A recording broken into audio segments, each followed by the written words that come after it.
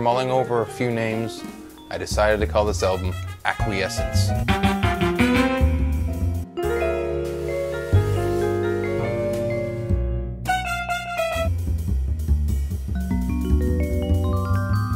That was inspired by a part of this hit song. But when you acquiesce... And this was way before any of this new material had been written. That was way before. But in some way, I kind of knew that this word would come back into my peripheral someday. I just let the music steer the ship and inspiration take me along. There's no judgment on the output of genres. As mentioned, I get bored pretty quickly, and I couldn't imagine an album's worth of one genre or one style exclusively. That's dumb. That's dumb. That's dumb. Although with genre aside, I wanted to focus on making a good sounding solo album with the tools I had at my disposal and the studio tricks and techniques I learned along the way. Also, rather than turn to other singers for this project, I decided to do all the vocals myself.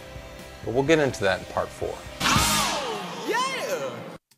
Thus began pre-production. Started to flesh out these tunes on my computer from my iPhone recordings. Started laying down scratch vocals, etc., etc. And again, I sent these new versions out to my friends. And again, I got the same comment. Sounds like a musical. I mean, I grew up listening to bands like Led Zeppelin and Dream Theater and Frank Zappa, along with musicals like Phantom of the Opera and Jesus Christ Superstar. So maybe it's unavoidable that that stuff is just going to come out in my original music.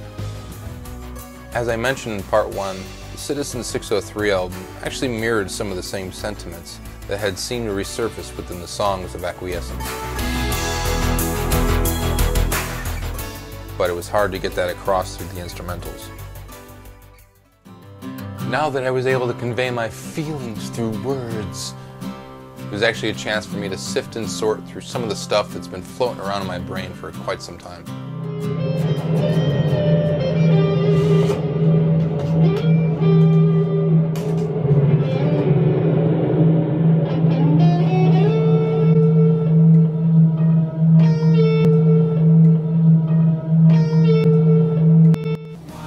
Perhaps Acquiescence was a continuation of that story.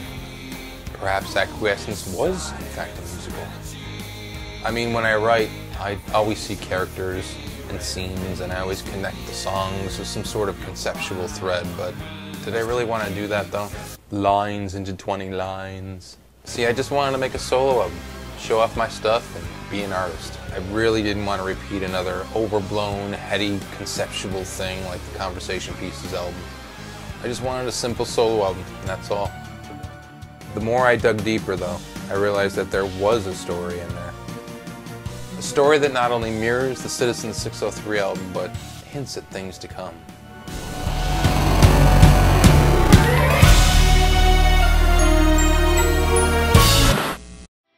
You see, I had already thrown in a few little musical motifs in the pre-production demos.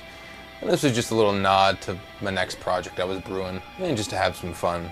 As vague as these references were, I realized that I had already weaved a plot musically. So as much as I tried to escape the fact that this wasn't a musical, it was. Or at least a concept album. I'd continue to flesh out the story in tandem with the production of the album, making minor tweaks here and there to adjust the story. But by that point, I was done with pre-production. And it was time to record guitars! Guitars!